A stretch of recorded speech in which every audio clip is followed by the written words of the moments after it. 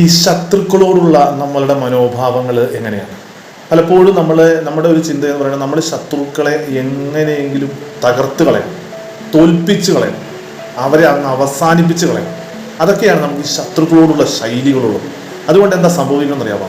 ഈ ശത്രുക്കളുടെ ശത്രുത കൂടുകയും ആ ശത്രുത അങ്ങ് വർദ്ധിക്കുകയും വല്ലാണ്ട് പടർന്ന് പന്തലിക്കുകയും ഒക്കെയാണ് ചെയ്യുന്നത്. അതിലങ്ങ് ഒരു ശമനം ഉണ്ടാകുന്നത്. ഇന്നത്തെ വചനം, ഇന്നത്തെ സങ്കീർത്തനം നമ്മളൊന്ന് കേട്ടു നോക്കണം. ദൈവം ഉണർന്നെഴുന്നേൽക്കട്ടെ, അവിടുത്തെ ശത്രുക്കൾ ചിതറിപ്പോകട്ടെ, അവിടുത്തെ ദ്വേഷിക്കുന്നവർ അവിടുത്തെ മുൻപിൽ നിന്ന് ഓടിപ്പോകട്ടെ. ഒരൊറ്റ നിലപാടേ ഉള്ളൂ, അവിടുത്തെ ശത്രുക്കൾ ചിതറിപ്പോകട്ടെ, അവരവരുടെ വഴിക്ക് പോയിക്കോട്ടെ, അവരെവിടെയെങ്കിലും പോകട്ടെ. അവരുടെ കാര്യത്തിൽ നമ്മൾ ശ്രദ്ധിക്കുക പോലും ചെയ്യാതിരിക്കുന്നതാണ് ഏറ്റവും നല്ല കാര്യം. നമ്മൾ ശ്രദ്ധിച്ച് അവരെ അങ്ങ് നശിപ്പിച്ച് അവരെ അങ്ങ് വരുതിയിലാക്കി വെക്കാൻ പറ്റുമെന്നൊക്കെ ചിന്തിക്കുന്നത് വെറുതെയാണ്. അത് ശത്രുത വർദ്ധിപ്പിക്കത്തേ ഉള്ളൂ. അവരെ അവരുടെ വഴിക്ക് വിട്ടേക്കും, അവരെവിടെയെങ്കിലും പോകട്ടെ. അങ്ങനെ ചിന്തിക്കാൻ പറ്റിയ കുറേ ടെൻഷനുകളിലൊക്കെ മാറി നിൽക്കും കേട്ടോ.